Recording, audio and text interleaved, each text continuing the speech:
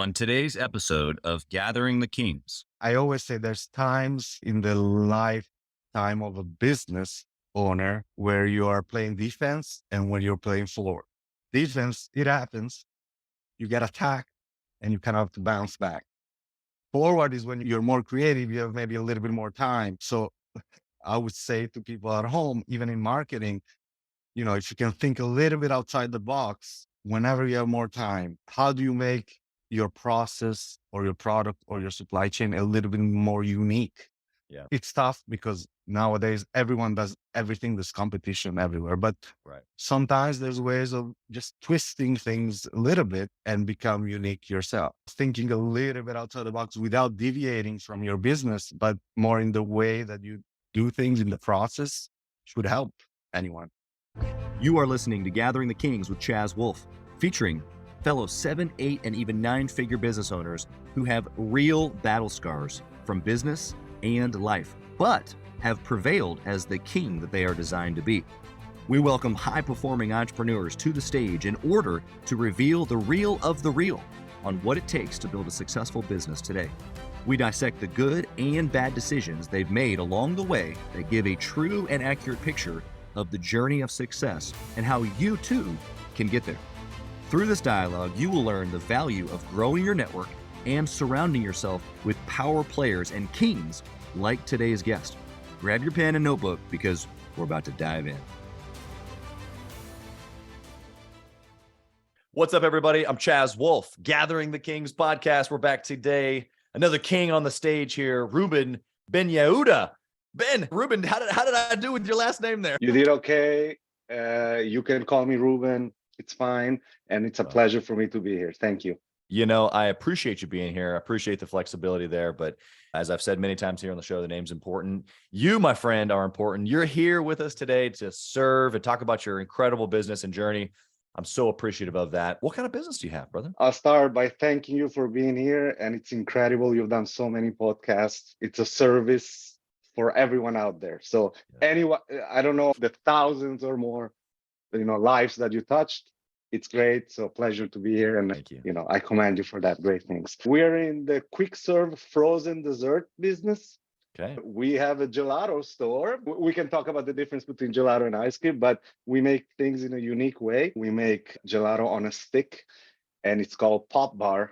And we are franchising. Our brand is franchising. So we open locations throughout the US and abroad. Yeah, I have to give the listener just a little bit of a peek, because if they're in a position right now where they can go to your website, pop-bar.com, I literally have it in the background playing, and your homepage is just on repeat with all these extremely delicious looking treats, but not so necessarily treats from like a not healthy perspective. You've got a little bit of a twist on your brand as well, but we're going to get to all of that, the story. I want you to tell us definitely the difference between gelato and ice cream and all that fun stuff, why you're franchising. We'll get to that. But before we do, my first question is always the same. It's why? Why are you doing it? Why'd you start it? What's the bigger picture? You've been successful, but you're still here. You're still pressing hard. You're franchising across the country. Why? I have to go back to 2008 or 9. My friend Daniel and I were looking to do something in the food business, and I never touched the food business. It's a tough business to be in.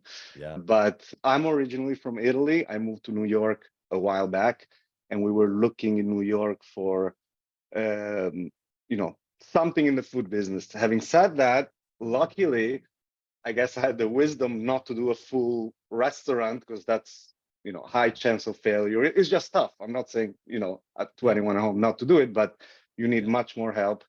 And I wanted still to create a little bit of a mom and pop feeling. Yeah. And I think it originated. I said to myself, look at all these frozen treat locations. No one really makes their product fresh. They're all, their ice cream is made somewhere else, months before, years before. No one knows.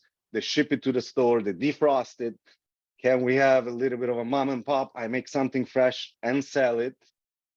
And, doing my research back then, I bumped into a popsicle website, and I said, popsicle kind of already exists. Can we create a gourmet version? And then being from Italy, I said, can we put gelato on a stick? So that's Yeah. how the idea started, which is just an idea.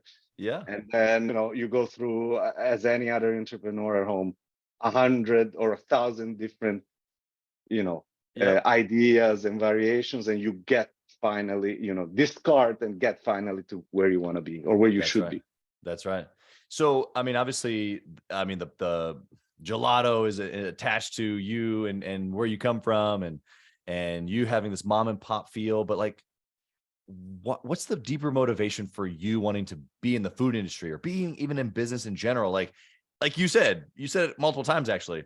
Business in general is hard, let alone food. But here you are in business and food. Why? What's the deeper, like, oh, I gotta do this. Why are you gotta do this?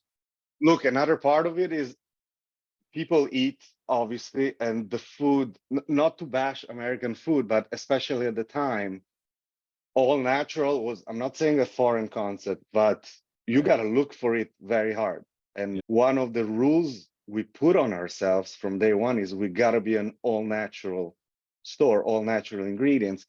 And when that wave came a few years later, we didn't have to change anything. Like, Right. And it's tough, especially in frozen, like the toppings, people, use crazy toppings, and it's all crap and artificial stuff. So we Right. didn't touch that. So that was a big part of it, to create something that brings you closer to home. Anyone at home who wants to or is thinking about the food business, you can serve a quality product that is all natural, and it doesn't have to be crazy expensive to make. So Right. there's ways.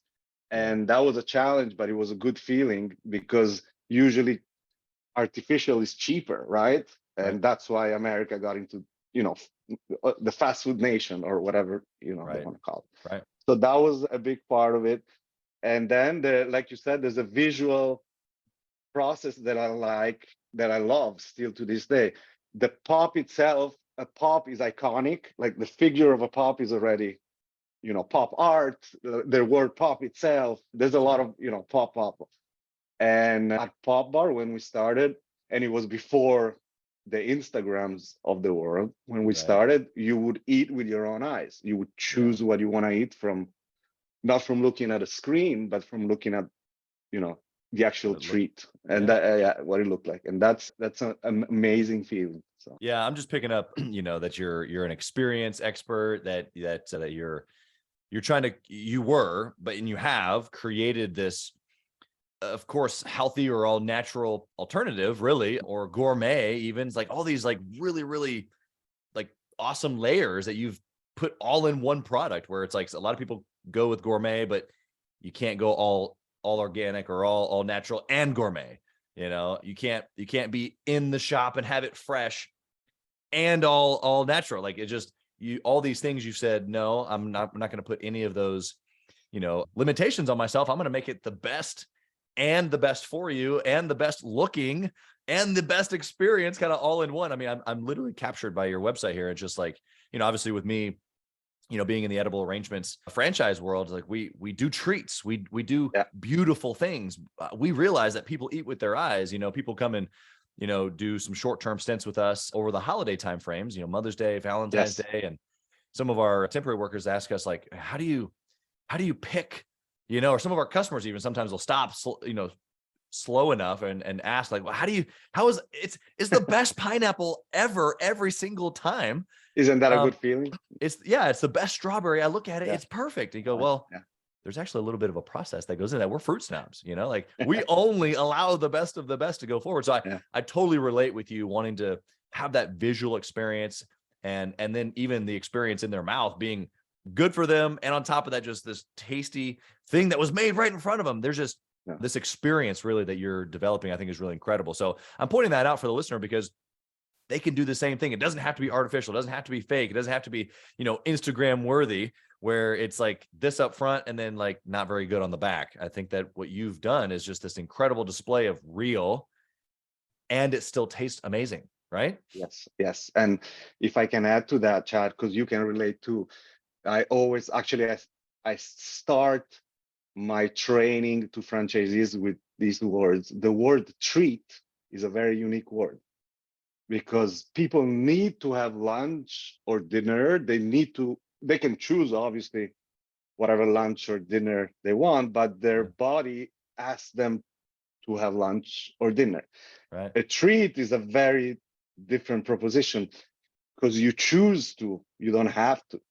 So when customers, decide to have a pop bar, it's a a reward. The word treat is essentially a reward to themselves, but they're choosing to have something that they don't need to have, which is also, kind of amazing and rewarding. Well, and because they're choosing you, which is a whole nother level of reward for you or one of your franchisees, or even for the listener. Like it doesn't have to be an appealing pop bar that tastes amazing. It could be, I chose this company because they remodel bathrooms. Absolutely. Incredible. It's still the same rewarding feeling. So I appreciate that. Let's get into a little bit more into your story. You said 2008, 2009, you're looking for food. This is kind of how you stumbled across this. Give us a little bit more of that journey and maybe how you ended up with what you have today. Just give us a few minutes there. Sure. So we eventually found a spot in New York City. The rent was insane. Yeah. And it was an insane thing to do. And for every, wannabe entrepreneur at home, I always say it looked insane to a lot of people, but to me, there was a part of it that was safe. It was a calculated risk, let's call it this way, to pay so much rent. And it was 2010, we opened. Look, I always, for anyone in the food business, if your product, and I hate to call it product, I always try not to call what we eat a product, but it is a product too. Right. If the quality is good, the taste is good, you're at least halfway there. Right. Then there's numbers are very important. We can talk about that, and the presentation and visual and design. There's a lot more to it. Yeah. But if you don't have a quality product, and you're in trouble a little bit because there's so much competition out there. Yeah. And we essentially created a process from the get-go. I didn't know if we were going to be a franchise, but I knew I was going to be some kind of chain. And to create a chain, you need much more than a one-off. Hey, I'm opening a store. Let's see how it goes. Not exactly like that. Yeah. Supply chain, you got to check, if the prices are right. If someone was going to open in California or wherever else, a pop bar, is it going to taste the same? Is it going to cost the same? Right. This is what it is to build a chain. So the store in New York opened to a success. New York Times wrote about us. We ended up on the cooking channel. It was, the first years, and there's also challenges, so it's not all good, but we're a success. But we were gearing up, and I was gearing up especially for the franchising. So you have to create a concept that is replicable. That's the trick. And in 2013, we signed our first franchise, which opened in Anaheim, California in 2014. And from then on, again, it wasn't easy. It still isn't. There's ups and downs, but slowly you learn, you make twists and curves along the way. Yeah. And you negotiate, because every business decision is about negotiate, whether it's with yourself or with a supplier or with a franchisee, you're negotiating, whether you know it or not. And we have quite a few stores now. And the journey still goes, but thank God, so far so good. Yeah, well, I just appreciate the authenticity there about some of the pieces, and even when you started, how it wasn't always the easiest, and that big old. I mean, I know what rent costs here in Kansas City. I can only imagine what it's in New York City, and for you to be able to take that risk selling, a very, very small ticket product. Yes. I'm sure that was terrifying, but here we are. And so the courage that you're transferring to the listener of, you can do it. Like, do the research. Don't be willy nilly, right? You said calculated risk, know the numbers, figure out what you got, and then go for it. Freaking go for it. I want to ask you a quick question, because one of the listeners might be wondering why you chose the franchise model versus, chain where you own them all. And then secondarily, selling pop bars is completely different than selling franchises. They are two different businesses, which you created a business to sell pop bars, and then you created a second business to sell franchises. So speak to that for just a few minutes. Sure. I'll I'll kind of start with the first one. Why franchising? First of all, I'm available. You can contact me on LinkedIn, but I like to help people in franchising. I'm not the most, there's other people that can be better mentors than me, but I'm out there if you need me. Franchising is tough because you give your baby and your concept to someone else. That's right. Hoping that they get 100% of what you give, and they never get 100%. Right. If they get 95%, you're still good. If they get 90, okay. Anything less, you lose control. Franchising, you lose a little bit of control, which is fine as long as the core components, and you have to decide what the core components of your brand are. You're good. And you, as I said, you deal with other human beings, and you have to appreciate them taking your concept, spending a lot of money, right, and replicating it and bringing it somewhere else, right, which is amazing. So talking about, when we open a new store, it's probably the highest level of reward that I can get. So franchising, why do people go in franchising? Why did I? It's very simple. You can scale up faster throughout the country right, than opening your own stores, and less capital is involved. That's why people do it. And the con is what I said. Someone else is running the store with your name. So if they sell sandwiches tomorrow, obviously they may get into trouble, but that's not what you planned for your brand. Yeah. That's one thing. No gelato sandwiches, huh? There's gelato sandwiches. I was just, going something crazy. I know. I mean, first off, you gave so much value there as far as like why you might have chosen it. There's probably listeners right now thinking, man, I'll franchise my concept. And I think there's a lot of people that don't realize the work that goes into setting up all the systems. Right. So that's exactly, it takes me to your second question. You mentioned 2 businesses. It's actually more than 2, because when you start, you're essentially at the store, a manager at the store. That's how everyone starts. Right. Then you become the manager of a store. So that's already another business. And then you need to assemble a team to build the franchising. So you become a manager in an office setting. That's another business. And then you go out and become a franchisor. So you go through, you have to learn, wear many hats, and go along the way. Look, passion goes a long way. If you believe in your concept, you learn. I didn't know gelato before. Like I enjoyed it. I didn't know how to make it. You can learn anything. It's up to you. It's up to you and how much you put into it. So I don't know if the listener just heard that, and I don't mean to make a point out of something that's possibly negative. I think it actually is an incredible point that you just said there, that you're not just an owner of a gelato store. You're the owner of a gelato franchise where you have other people in your system making gelato, and you yourself, before you started, didn't know much about gelato. I think that's just an incredible, like, wow. If the listener isn't inspired, I remember choosing a business, and I was looking to buy a business when I was 24 years old. And I specifically stayed away from certain things because I didn't know, and for me, I was going to leave a career. I was already making 6 figures plus as, a 24-year-old. And so it's like, I wanted to do something that I at least had some confidence in. And here you are creating an entire franchise system around something that you barely knew about. And I guess obviously barely knew about is relative, because you did a bunch of work in that before you launched. You literally have to study, you have to be the best, and then you're creating a system. So you became a master. I mean, you have to literally write manuals in franchising. So that's part of it. Yeah. All right. Well, let's get into some decision making. I love good and bad decisions. We all make both of them, but I really feel like this is what makes, a king, right? This is what we talk about a lot of times on this show, but the king mindset is developed over the course of good and bad choices. And we can look back ideally, and we've made more better choices than not so good, but we all can learn from those negatives. Let's start with a good decision, something that you can look back on and you go, we made this one decision right here, and it's led to a lot of our success. What is that? One of the best decisions that we made, and it's early on, I invested in making our own ingredients and recipes for our system. So at POPBAR, we don't, we literally buy the sugar that goes into our gelato, one by one. And we created a system that is unique because we ship unfrozen or unrefrigerated bases and products to the franchisees.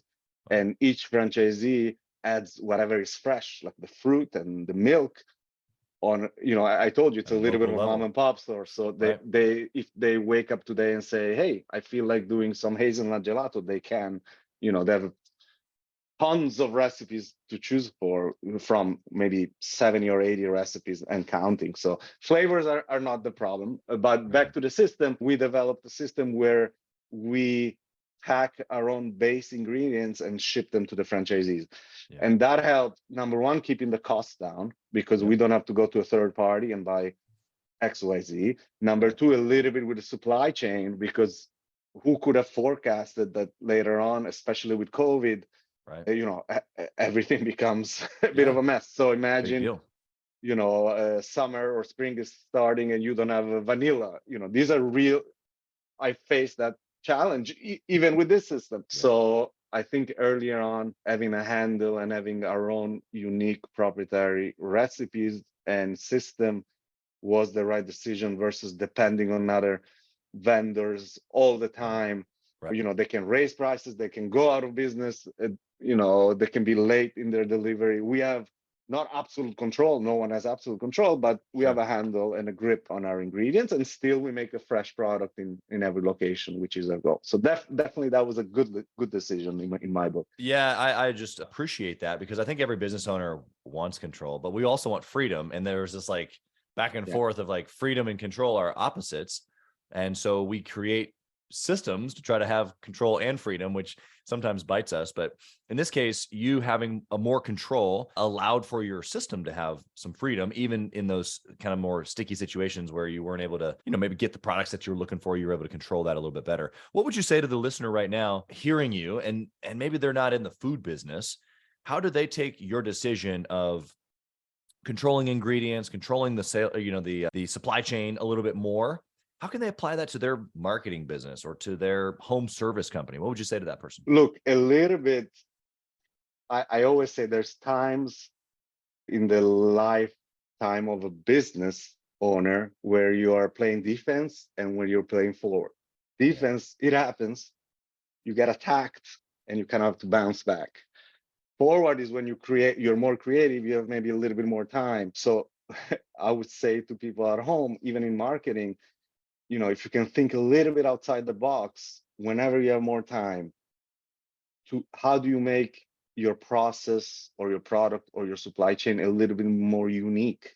Yeah. It's tough because nowadays everyone does everything. There's competition everywhere, but sometimes there's ways of just twisting things a little bit and become unique yourself. And I would think, thinking a little bit outside the box without deviating from your business, but more in the way that you do things in the process could help anyone. Yeah. I love that, that little unique piece of advice that you gave there of being unique. I think that there's a lot of cookie cutter businesses out there, which there's nothing wrong with that. I'm not looking to reinvent the wheel. As in fact, actually, that's why we have the show. Is the listener right now doesn't have to reinvent the wheel. They can listen to your wheel and just put their own unique spin on it. I still think that there's value in being unique. There's value in going to a blank whiteboard and figuring out something. But then when you have your uniqueness, whatever that looks like, go to the people in the industry or go to people on a podcast like this, listen to Rueben, who's maybe even a completely different industry, and go, all right, I can still use a quality, very successful mousetrap, and I don't have to reinvent the wheel, but I can still be unique. There's a dynamic there that I think that we kind of like, tote the line sometimes, as far as it doesn't have to be completely brand new, but it's got to be unique to you. Rueben, what would you say for a bad decision? Something that you've done, it just did not work out at all. We can learn from it. What would you say? There were times, and there's still are, because it's tough. Look, I think not money, but time is the most valuable things human beings have. So that's why I started by saying, whoa, so many podcasts, Chad. That's amazing. So sometimes and it happens to everyone, you get carried away into a project or an idea, right? And you waste time. What is waste? Waste for me is working too long on something that doesn't add value to your company or to your life, sure, to your brand. And what is value? Value is something that you feel inside as an entrepreneur, like, and you get carried away. You're working maybe on a new flavor for months, and that flavor is so unique, and maybe this is a stupid example, but it makes sense. That flavor is so unique, like how much is it going to change the whole proposition? So you might Or as well nobody ends work up on, liking it, yeah, no, they have it, but it's not like, whoa, I'm going there just for that. So Right, right. value is what adds value to the company, and franchising, that happens because you have a brand. Not only in franchising, anyone who owns a brand, they want to constantly add value, but you get carried away. And you always have to think, what I'm working on, is it adding value or not to your company? Yeah. I mean, this is a really big principle. You're calculating time, you're adding value, but it takes time in order to create value. Take expertise sometimes, or it takes time to even get expertise. You said you had to study in order to become a gelato expert. So we use our time, but we are trying to use our time wisely so that we can add the most value possible. How does one listening right now go, okay, I know I got time. We confuse them. No, look, How do I it's about apply the my end game. time, but yet Yeah. still be, No, it's about like the end game, Chad. What are you working on? Is that whatever you're working on gonna change things, gonna elevate your leverage? company? Leverage. So that's about it. Right. Are you creating a new product that can sell XYZ? Do it. Spend time. Yep. I spent years on some Right. I give you another example. Gelato in Italy originally has egg whites, Okay. to be honest, to be precise. But throughout the years, a lot of people got allergies. I mean, in America, we see that. Yeah. Yeah. But original gelato had egg whites. About 3 years ago or 4, I said to myself, can we take eggs out of the equation? Yeah. And ice cream or frozen dessert, more, and that's what makes it interesting, more than any other food that I know of, it's a science, meaning you change 0.1% of your recipe. It may melt in a second, it may not Right. taste right, it may not bite right, it may be too hard. There's a lot of things going on. It's funny because everyone loves ice cream, but there's a science behind it. So I decided to take eggs out because people have allergens, and also on a financial, I have to say, under a financial point of view, egg prices were up and down, egg white prices. Yeah. And it took about a year, believe it or not, a year of testing, because it's not a small feature. And in that, I managed. It was definitely a good decision. You don't really know how good, you're doing, you're increasing value. But in retrospect, and then what happened with COVID and supply chain and egg prices went through the roof. Like, who knows, how much we would have paid for a pop if we still had that. But only the allergen aspect of it is amazing. And we did it, but I spent a good year on it. So if you ask me now, is it worth it? I say absolutely. So anyone at home, we're not saying like take shortcuts. Sometimes, it takes long, but you got to look at the end game and, does it make sense for your business? It is something that you want to accomplish or not. So I love what you said, Ruben, because a lot of times we don't know if the thing that we're spending time on actually ends up being valuable. So I think you gave 2 incredible points. Number 1, in the moment when you believe in something, be honest with yourself. Is this something that I actually believe is going to bring value, short term, long term? Like, try to equate the value, because you are changing your time, money, effort right now for this. And basically what you're saying is, hey, you got to try to calculate that. Now, okay, fine. I believe I'm in. I believe that there's value. Later, you got to calculate. You got to be able to go back. You got to be able to reflect and go, okay, was that worth it? And then after you do that 2, 3, 4, 20, 30 times, you start building like a history with yourself of going, I thought that was valuable, but it wasn't. Understood. I thought that was valuable and it was. Understood. And so you start creating like a game of going, okay, I know what that felt like. And then it ended up working out. And so let me try to do more of those. Let me try to get rid of the other ones that didn't work out. Would you say anything to that? Absolutely. And look, there's nothing wrong in working on something for a month and then saying, no, I wasted my time. That's actually a good thing. You tried. Next, Right. a few wise people said, there's no mistakes in life. I just learned something new at that. That's the approach. It's tough because maybe But as an entrepreneur, I always say, don't let yourself down too much when things are bad. Right. You're gonna rebound.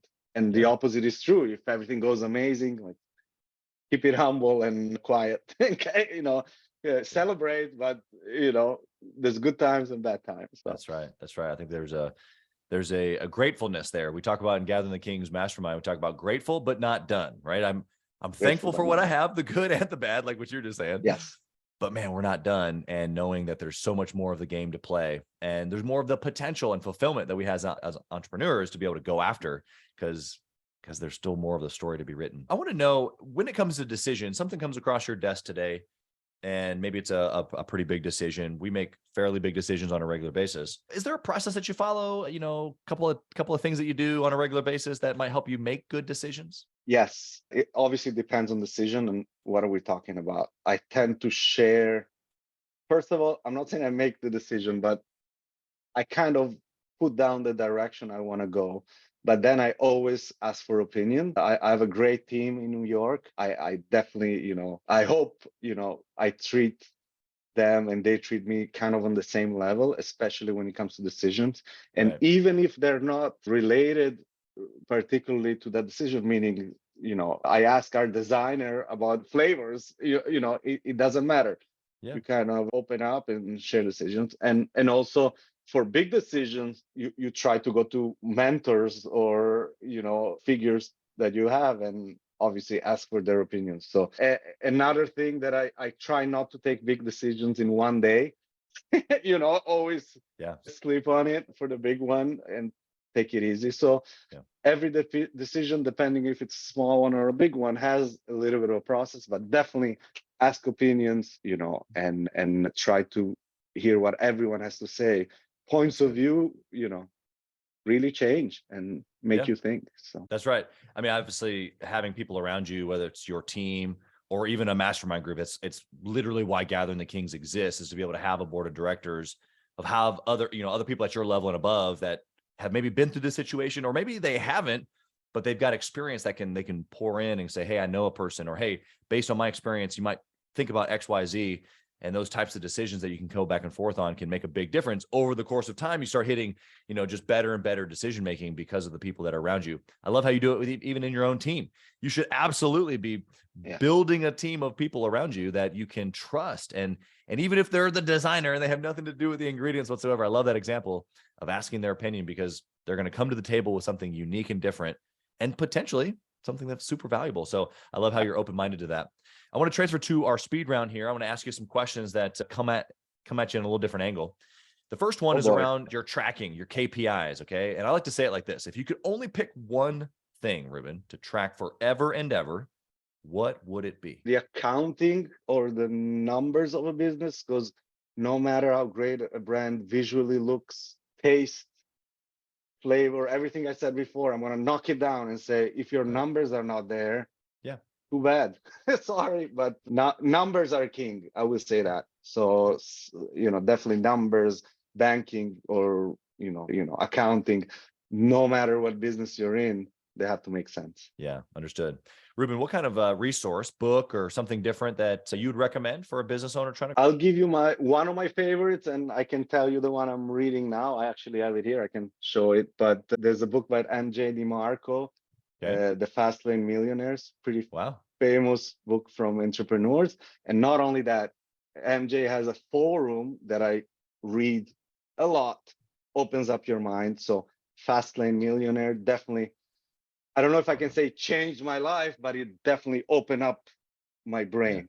And right now, I'll show it to you. Chris Voss, this book, Never Split the Difference. It's a great book. But read it multiple times. There you go. About negotiating, which we said before. Yep. You're always, I mean, even my wife is gonna, I shouldn't say this, but even at home, you're negotiating. So you're always. You're not saying anything that we don't know. Where you're eating dinner tonight is a negotiation for sure. Yes. But I'm in the middle of it, and it's a great book so far. And it's actually skills that you use on a business level, but on a personal level. Yeah, it is a great book. I've told the story a couple of times, but when I went to buy my first multifamily apartment complex, I was in negotiation. I chose not to work with a broker just because I wanted to negotiate myself. And I reread that book, or actually I listened to it. I had a little bit of a road trip and 3 hours there, 3 hours back. And I re-listened to that entire book and was going back and forth using literal one-liners from that book to negotiate on this small apartment complex here in Kansas City. And worked like a charm. It was beautiful. Nice. Next question for you is around intentionally networking or masterminding with other entrepreneurs. Do you do it? Is it valuable? What do you say? I say not only it's valuable, I used to think it's a choice. I probably in the last few years, I think it's not a choice, it's a must. You gotta network. Luckily, with the internet and technology, it became much easier. Sure. Imagine 10, 15 years ago, what you have to do to find someone in your industry. I started to use LinkedIn a lot to connect with people, and I'm not shy. I connect, and maybe nothing will come out of it, which is fine. And maybe you'll find one person to connect with, share ideas, and who knows what's going to come out of it. So I tend to be an open person, generally speaking. So if I meet someone, I tell them about how our business works, and I expect the same, and that works. And then also obviously what you're doing with the whole system that you have set up, Chad, it's fantastic, and it is networking, and it helps tons of people. So we thank you for that. Absolutely. I mean, we are building a system, right? Like you said, an environment where entrepreneurs can connect at a pretty high level, whether it's on the podcast or in our mastermind. But the reality is that you have to first be open. Like you said, I mean, I don't want to skip over what you just said, is that you have to value others so much so to where you're willing to send a message or respond to a message or go to a lunch or jump onto a podcast and know that potentially it wasn't worth it. Right.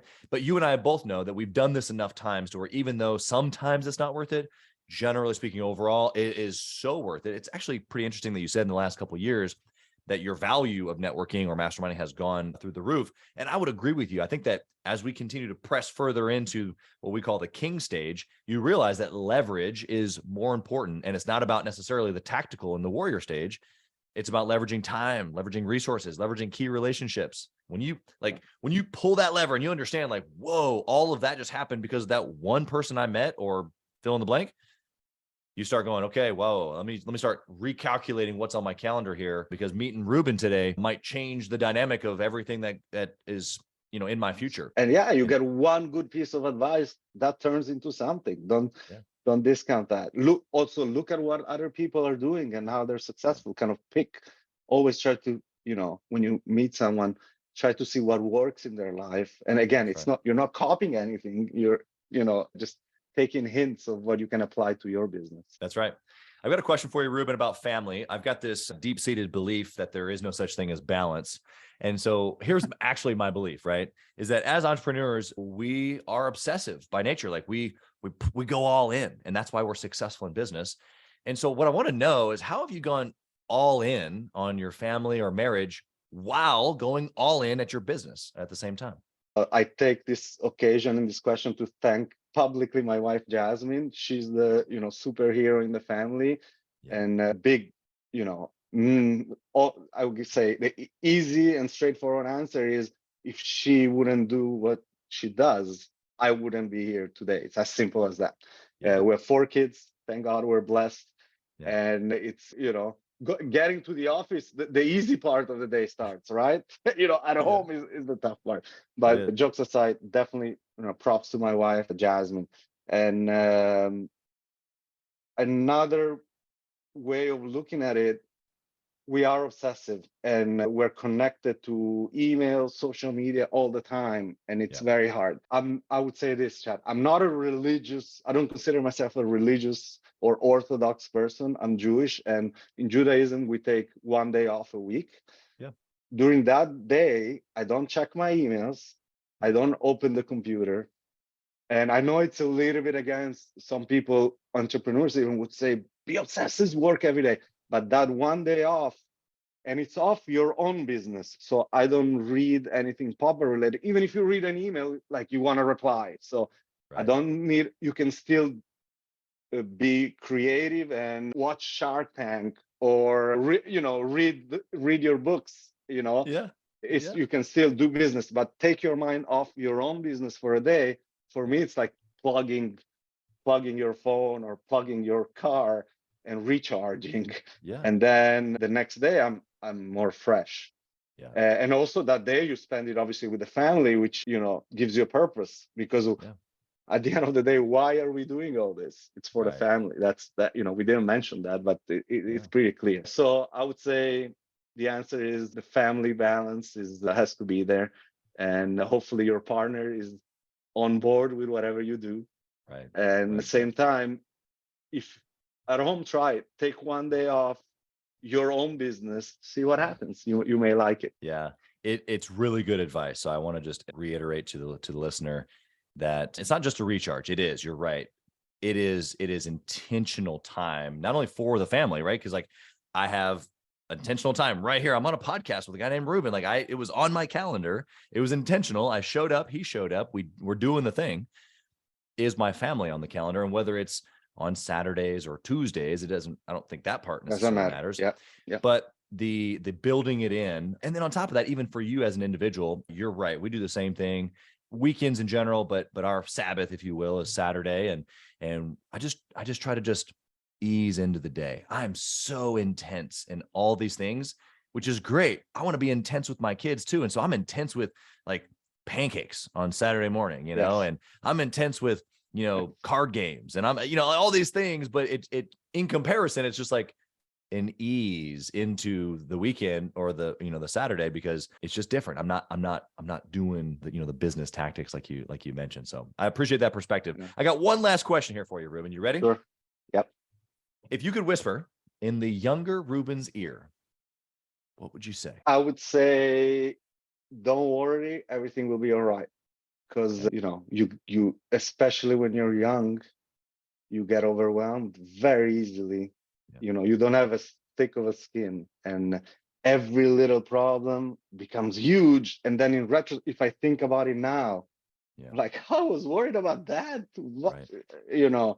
Look at it now, and it's human nature, I guess. But if you can get a little bit of assurance that you took the right path and just be calm and focused, everything will be all right. I think that's helpful. Yeah. Our mindset changes over the course of time. I think that you've not only transferred courage, but you have given us a hope, really, is what that is like, man, if someone down the line a whole lot further that's been really, really successful is saying, hey, it's going to be all right.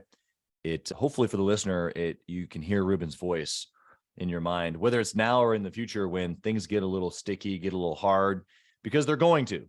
Even for you, Ruben, they're going to get hard for you again, and you're going to remember your own voice saying, hey, it's all right. And another 20 years from now, we'll look back at this moment and go, man, I was so worried about such little things. Exactly.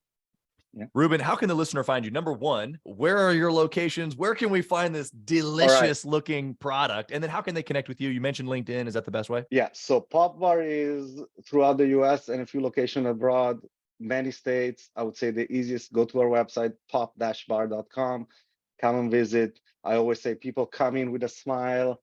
Our job is to keep the smile on. So come in with a smile, get a pop, get a gelato, get a sorbet, dip it in chocolate, put toppings on it, have fun. So best way to find a pop bar near you is our website. Best way to find me is probably LinkedIn.